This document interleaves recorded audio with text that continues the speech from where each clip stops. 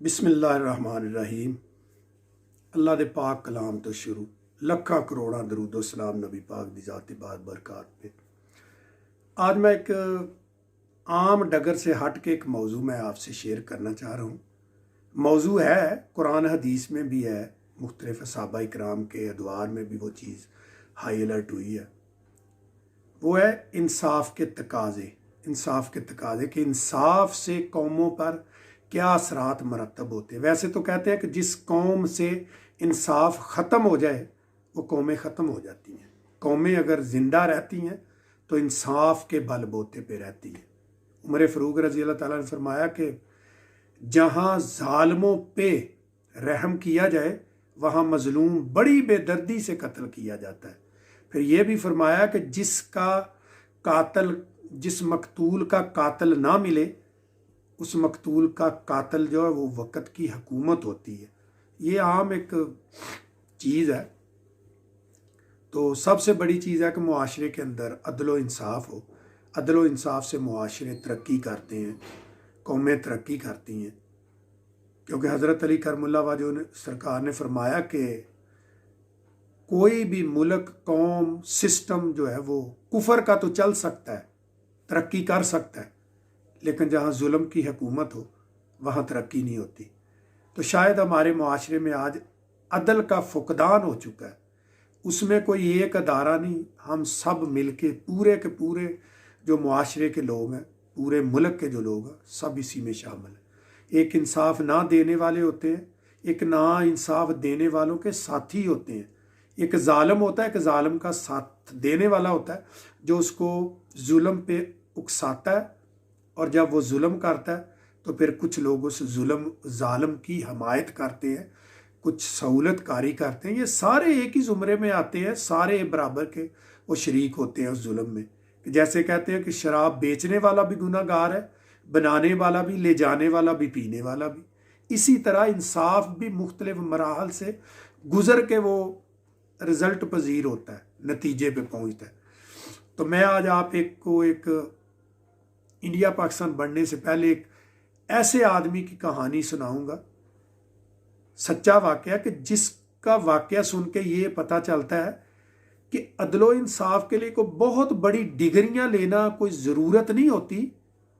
इंसान का तजर्बाकार होना और दिल में अल्लाह का खौफ होना और दिल में अदलो इंसाफ से लोगों को इंसाफ फराहम करने की नीयत होना जो है ये ज़रूरी है। आज मैं एक ऐसे शख्स की कहानी आपको सुनाऊंगा जिसका नाम बहुत कम लोगों ने सुना होगा। उसका नाम था बाबा खड़क सिंह। ये सिख मज़हब से बिलोंग करते थे। तो इनका इंसाफ तारीख में लिखा गया। और दूसरी बात है कि इनका तारीख में नाम इस तरह भी लिखा गया कि ये दुनिया के वाहिद जज हैं, जस्टिस हैं जो पढ़े लिखे नहीं है, स्कूल में एक दिन नहीं गए, लेकिन ये जज के मर्तबे पे फायज हुए और इनके इंसाफ को दुनिया ने माना। और इनके जब इनको मुतय्यन किया गया, इनको फायज किया गया इस ओहदे पे, तो कहते हैं कि इनके रिजल्ट बहुत अच्छे थे और बहुत जल्द फैसला करते थे, 1-2 तारीख में फैसला कर देते थे। तो उनका वाकया ऐसे है कि जब वो जज के लिए उन्होंने अप्लाई किया तो अंग्रेज़ था जिसने उनसे पूछ-गिछ करनी थी कि आप कितने पढ़े हैं, ये है वो, जो भी एक टेस्ट होता है, इम्तिहान होता है। तो वो जब उनसे पूछा कि बाबा जी आप कितने पढ़े लिखे हैं, तो उन्होंने कहा यार मैं यहाँ जज लगने के लिए आया हूँ, मैं यहाँ कोई बच्चों की तरह ट्यूशन लेने नहीं आपसे आया कि आप मुझे पूछे आप कितने पढ़े हो कितने नहीं पढ़े। मैं यहाँ जज लगने के लिए आया, उस टॉपिक पे आप बात करो, ये तलीम की बात ना करो।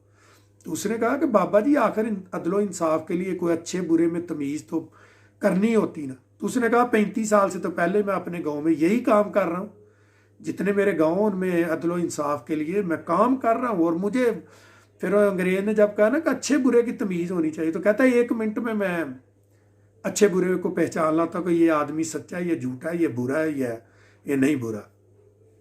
तो उसने चंद एक बातें जज होने के हवाले से पूछी कि जो जज के लिए ज़रूरी थे, तो उन्होंने बड़े परफेक्ट जवाब दिए शार्ट में। तो जब जज उनको मुतय्यन किया गया तो उनके पास सबसे पहला केस आया कि एक गरीब आदमी का उसको किसानों ने, ज़मींदारों ने, जट्टों ने बड़ी बेदर्दी से उस आदमी को कत्ल किया। तो उसकी औरत जो है वो केस लेके आई। तो जो है जो प्रोसेस होता है उसके सामने फाइलें पड़ी थी। उसने फाइलें तो कोई पढ़ी नहीं है। तो उसने कहा कि हाँ बीबी बता कि क्या हुआ है। उसने कहा जी ये आदमी है, इसने मेरे खामद को दातरी मारी, दरंती मारी, इसने बर्छी मारी, इसने टोका मारा, इसने छुरी मारी, इसने खंजर मारा और मेरे सामने मेरे खामद को बड़ी बेदर्दी से इन्होंने कत्ल किया। उन्होंने कहा अच्छा। तो उनसे मुखातब हुआ, बदमाशो तुमने ये आदमी को बंदा ही मार दिया, तुमने इतने बदमाश तुम कर बंदे को मार दिए तुमने। उन्होंने कहा अच्छा। वो नहीं जी वो ये है वो है, जैसे मुजरम का था। अच्छा आप दातरी लेके वहाँ क्या कर रहे थे? वो मैं जी वैसे पट्ठे लेने गया था, मैं वो करने गया था। पूछा तू खंजर लेके क्या जा करने गया था? बोला जी मैं वैसे ही उधर से आगे गुजर रहा था, मैं ये कर रहा था। एक को पूछा तू वहाँ को छुरी लेके क्या कर? मैं मसवाक काटने जा रहा था। को पूछा कि तू खंजर लेके किधर? उन्होंने मुख्तलिफ ना ऊट पटांग जवाब दिए। उसने समझ लिया कि कातिल ये वाकई सही है। और औरत जिसका आदमी कत्ल हुआ था वो ज़ारो कतार रो रही थी कि मुझे इंसाफ मिलना चाहिए, मुझे इंसाफ मिलना चाहिए, मेरा कोई सहारा नहीं है, वो खामद मेरा मर गया, मेरा कोई सहारा नहीं है। तो बाबा ये कहा आप आराम से बैठ जाओ, इंशाल्लाह आपको इंसाफ मिलेगा। तो बाबा ने जब पुलिस से पूछा तो उन्होंने कहा हाँ जी ये आला कत्ल है, ये दातरी है, ये छुरी है, ये चाकू है, ये खंजर है, ये जो भी चीज़ें आला कत्ल थी वो ये है। उन्होंने कहा ठीक है रख दो इधर। तो उन्होंने कहा कि तुम तो कातिल हो, तुम्हें तो सजाए मौत मिलेगी, तुम तो कातिल हो। तो उनका फौरन वकील उठा, काले कपड़े जो पहने होते हैं। तो उसने बोलना चाहा तो वो पुलिस वाले से बाबा जी ने कहा कि वो ये कौन है वो काले कपड़े वाला? कहने लगे जी ये इसका वकील है। बोला ये 4 आदमी ये और 5वां ये वकील, इनको सुबह सजाए मौत दे दो। तो वो कहने लगा वकील ये वो। उसने कहा बस ख़त्म, लिख दिया उसी वक्त। बोला कि ये 5 को सुबह को सजाए मौत दी जाए। इसने कैसे जुर्त की कि एक जुर्म जो लोग हैं, मुजरम जो लोग हैं, जुर्म करने वाले जो लोग हैं, उनकी ये वकालत करने आ गए। यानी एक मुजरम है और उसकी वकालत करने आ गए, ये है वो है। बस उन्होंने कत्ल किया, बात खत्म हो गई, कोई वकालत नहीं, कुछ नहीं। सुबह को जब उन 4 को और 5वां वकील को भी सजाए मौत दी तो वकीलों के भी कान खड़े हो गए और मुजरमों के भी।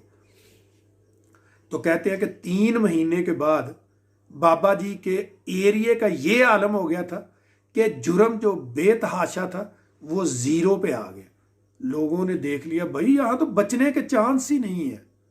और वकील को कोई भी मुजरम हो कहे मैं मुझे वकील चाहिए, वकील आके नहीं भाई आप सच्चे हो या झूठे? वो बोले जी मैंने कत्ल किया है, मुजरम किया है। भाई हम नहीं जाएंगे। वो तो गलत वकालत पे मुजरम के साथ वकील को भी सजाए मौत देता है। तो ये वही निज़ाम चला ना कि चोर का हाथ काट दो और वजीर की ज़ुबान काट दो। तो आज वही बाबा खड़क सिंह ने किया कि मुजरम की गर्दन काट दो और वकील की भी साथ में गर्दन काट दो, हाथ नहीं गर्दन काट दो। तो कहते हैं 3-4 महीने के बाद बाबा जी के एरिए में वो जुर्म जो था वो 0 हो गया था।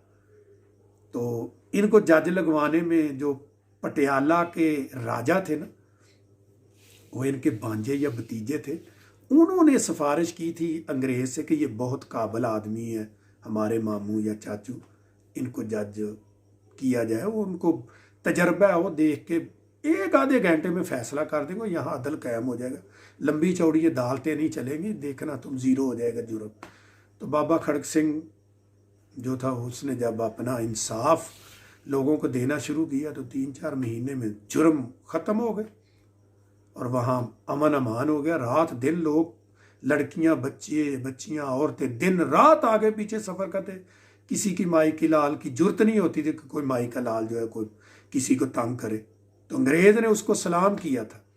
ये ऐसे आदमी थे, पूरी दुनिया में इनका रिकॉर्ड है कि ये वाहिद जज हैं जिन्होंने स्कूल में नहीं पढ़ा, लेकिन कुदरती सलाहियत जो गिफ्ट गार्ड कहते हैं, वो ऐसा इनको अल्लाह ने अता किया था, रब ने, कि उन्होंने इंसाफ कर दिखाया।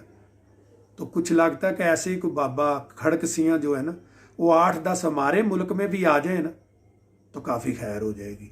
क्योंकि यहाँ भी इंसाफ का फुकदान हो चुका है। ज़िम्मेदार हम सारा मुआशरा है, क्योंकि हमने ही तो उस जज को, वकील को तैयार किया ना, हमारी औलादें हैं ना।